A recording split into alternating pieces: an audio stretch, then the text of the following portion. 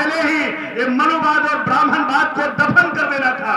आज देश में बाबा साहब के संविधान के सामने, बाबा साहब के संविधान के छाती पर आज सिंबल लाकर खड़ा कर दिया, राजदंड लाकर खड़ा कर दिया। इस नगीना की धरती से सिंबल हटाने के लिए, राजदंड हटाने के लिए पार्लियामेंट में मनुवादियों को प्रेरित करके अपना नगीना भेजने का काम करो। इस नगीना की धरती से एक ऐसा नगीना जाए जो पार्लियामेंट में उस व्यवस्था को खत्म करके बाबा साहब अम्बेडकर का देश बनाने का काम करे।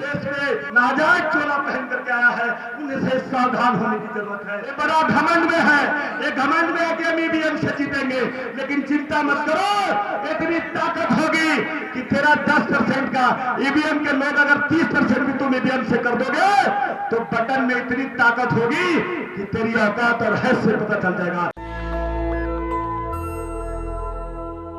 हम लोग के प्रेरणा स्रोत बुद्ध के विचार को जन जन तक फैलाने वाले, बाबा साहब के सपनों के भारत बनाने में अपने पूरा समय इस समाज को एक एक मोतियों को माला में पिरोने वाले आदरणीय भंते सुमित रत्न थेरा जी, इस मंच पर उपस्थित जिन्होंने इस देश के खातिर, इस मुल्क के खातिर एक बहुत ही बड़ा साहसी कदम उठाया है।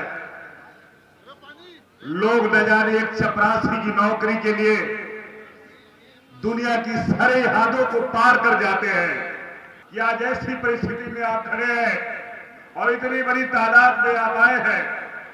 एक तरफ इस देश में चुनौती मनुवाद का है जो इस संविधान को खत्म कर देना चाहता, एक तरफ इस देश में ब्राह्मणवाद आकर मुंह सुरसा की तरह मुंह फाड़े खड़ा है और दूसरी तरफ अंबेडकर बाद भारत के संविधान की ताकत के साथ अपने पद को रिजाइन करके जज जैसी कुर्सी पर लोटोकर बार करके एक सिपाही बनकर अंबेडकर बाद का सिपाही बनने के लिए मनोज कुमार जी खड़े हैं।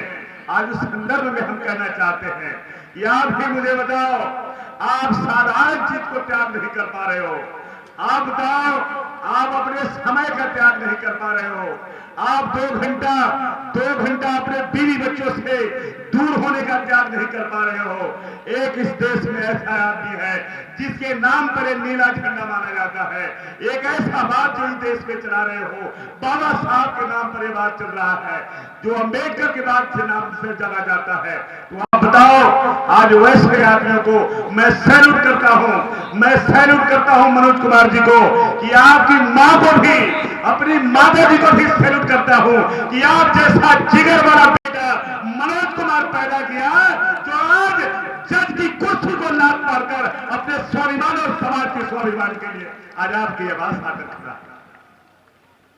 मित्रों, हम हसुआ के ब्याह में खुरपी का गीत नहीं गाएंगे क्योंकि आज हम आए हैं मैत्री के लिए।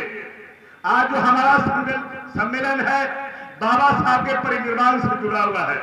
आज बाबा साहब हमारे बीच नहीं है। बाबा साहब नहीं होते तो बाबा साहब आज अगर जिंदा होते तो हमें कायर समझते, हम सबको कायर समझते। ये हमारी जिम्मेदारी थी, हमें बहुत पहले ही ये संविधान का देश बना देना था।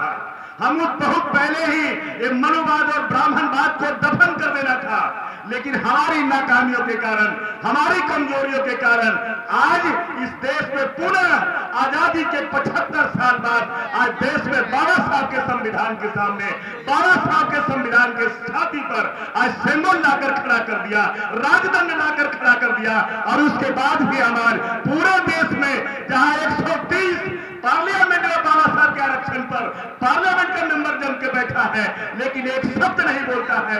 आज वैसी परिस्थिति में हमें निर्णय लेना है, हमें फैसला लेना है कि देश बचाना है कि नहीं बचाना है, संविधान बचाना है कि नहीं बचाना है, बाबा साहब के अस्तित्व को बचाना है कि नहीं बचाना है। मैं ये बात खास कर ये बात आपसे पूछना चाहता हूँ, ये हमारे लिए चुनौतियां हैं। अगर बाबा साहब के संविधान को बचाना चाहते हो, बाबा साहब के संविधान से अगर आप प्रेम करते हो, बाबा साहब से अगर थोड़ा सा भी आप लगाव रखते हो, तो सबसे पहले मैं कहूंगा ये धरती कोई साधारण धरती ये नगीना है, ये नगीना अंगूठी की नगीना है। हम आज भी मैं कहता हूं, इस नगीना की धरती से सेमोन हटाने के लिए, राजदंड हटाने के लिए पार्लियामेंट में मनोवादियों को पराजित करके अपना नगीना भेजने का काम करो। यही 6 दिसंबर बाबा साहब को सबसे बड़ी श्रद्धांजलि।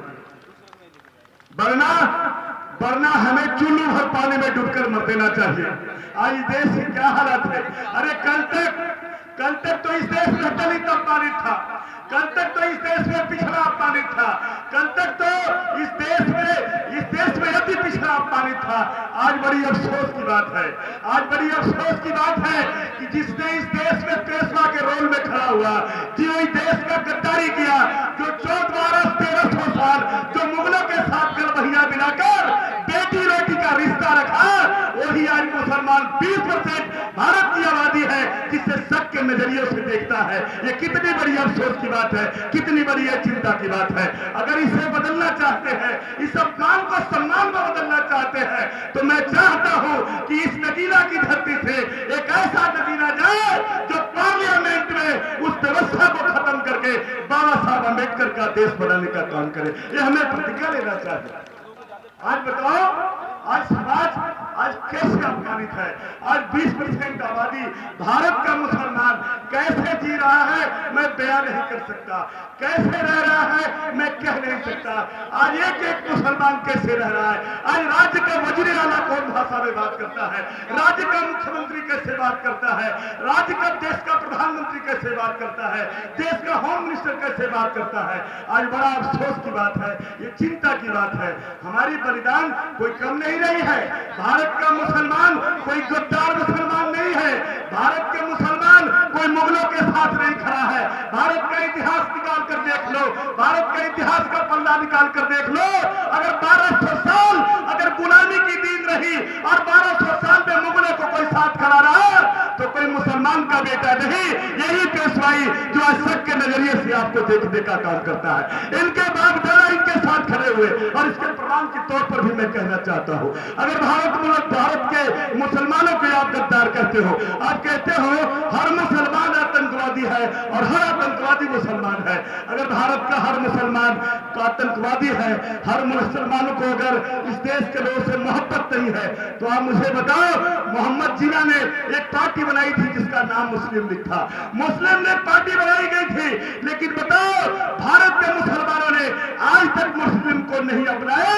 कांग्रेस को झंडा बुलंद करने का काम किया, लेकिन मुस्लिम लीग को धूल चटाने का काम किया। और याद करो 1947 के बाद जब भारत का बंटवारा आपने किया, भारत का बंटवारा किसने किया ये पूरे देश को मालूम है।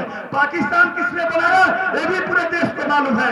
लेकिन एक बात मैं आपको कह देना चाहता हूं, उस समय भी याद करो दिन जब मोहम्मद जिन्ना ने ऐलान किया था, मस्जिद की मीनार से कहा था, भारत के मुसलमानों आओ तुम्हारे लिए प्यारा देश बनाया हूं, इस्लामिक कंट्री बनाया हूं, मुसलमान देश बनाया हूं, भारत छोड़कर पाकिस्तान में चले जाओ। तब भारत में मौलाना कलमुद्दीन कलाम आजाद ने इसी भारत के मजार से खड़ा होकर, इसी भारत के मस्जिद की मीनार से खड़ा होकर कहा था, भारत के मुसलमानों एक गलती मत करना, एक कभी गलती नहीं करना, क्योंकि ये भारत है, ये हमारी जागीर है। यहाँ की मिट्टी और यहाँ की कब्रिस्तान में तेरे पुरखों की हड्डियां दबी है। ये भारत कभी नहीं छोड़ना। 1% भारत ने मुसलमान नहीं छोड़ा। ये प्रतीक है कि भारत का एक मुसलमान देशभक्त है, गद्दार है। ये पुराना है, ये प्रमाण है इस देश में। तो मित्रों, समय भी का आज अभाव है यहाँ पर, और जो खासकर जो देश में आज कह रहा है मुसलमानों को परीक्षा लेने की बात कह रहा है, आज इस देश में पिछड़ों को परीक्षा की बात कह रहा है, तो निकालिए, रिकॉर्ड निकालिए। अरे तुम तो इस देश में झूठे स्वतंत्रता सेनानी हो, जो लड़ने वाले को पीछे कर दिया और जो नहीं लड़ने वाले थे, जिसने 21 बार सोमनाथ मंदिर को लुटवाया, जिसने इस देश के तमाम पुजारियों को कटवा दिया, आज वही आदमी इस देश में बहादुरी का तगमा लेकर के इस देश में देशभक्ति का सर्टिफिकेट बांट रहा है। निकालो, चाहो अगर दिल्ली में प्रमाण लेना है तो आपसे भी कहता हूं, आप मुसलमान हो तो भी जाना, छाती ऊंचा करके जाना। और आपके पुरखे गद्दार नहीं रहे हैं, आपके पुरखे देशभक्त हैं। और इस देश को जब जब जरूरत पड़ा, अगर आजादी की भी लड़ाई मुसलमान के भाग अगर लड़ाई नहीं लड़ता तो 47 में भारत की आजादी कतई नहीं मिलती। दावे के साथ कहता हूं। और इसका प्रमाण अगर जानना है तो चले जाइए इंडिया गेट पर, और उस इंडिया गेट पर कुछ स्याही भी पोतने का कोशिश किया गया है।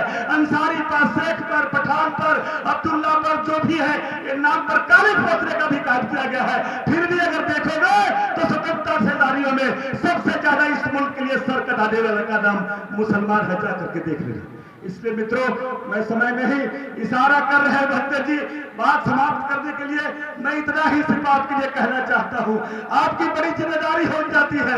आपको 24 की बड़ी जिम्मेदारी है। अगर आप 24 के लिए तैयारी नहीं किए, अगर इस देश में भिक्का प्रस्ती के साथ खड़े हो गए, इस देश में अगर कुछ वैसे तत्वों के साथ खड़े हो गए तो नाटक कर रहा है देश में इस्लाम बचाने का, मुसलमान बचाने का जो नाटक कर रहा है, ये देश फिर संकट में पड़ जाएगा। अरे वक्त आ गया है 2024 को अगर हम बदलने में कामयाब हो गए, 2024 में इन्हें हम अगर रास्ता दिखाने, उनके औकात दिखाने में कामयाब हो गए तो आने वाला दिन में निश्चित है ये बाबा साहब संविधान का देश बनेगा। सिर्फ इतना ही मैं एक शेर कह देना चाहता हूं कि इस मुल्क की मिट्टी में क्या हमारा योगदान नहीं है? इस मुल्क की मिट्टी में क्या मेरा योगदान नहीं है? भारत का संविधान क्या मेरा शान नहीं है? अब्दुल हमीद देश का क्या शान नहीं था? अशफाक का बलिदान क्या बलिदान नहीं था? मुझ भी कहना पर गद्दार न कहना, गांधी को जिसने मारा मुसलमान नहीं था। इस बात को समझना देश वाले, इस देश के लोगों समझना, इस देश में जो नाथुराम गोडसे को खड़ा करना चाहता है, जो इस देश में सावरकर को खड़ा करना चाहता है, वही आदमी इस देश में देशभक्ति का जो नाजायज चोला पहन करके आया है, उनसे सावधान होने की जरूरत है। इन्हीं चंद शब्दों के साथ मैं अपने वाणी पर विराम लगाते हुए आप लोगों से मैं चाहता हूं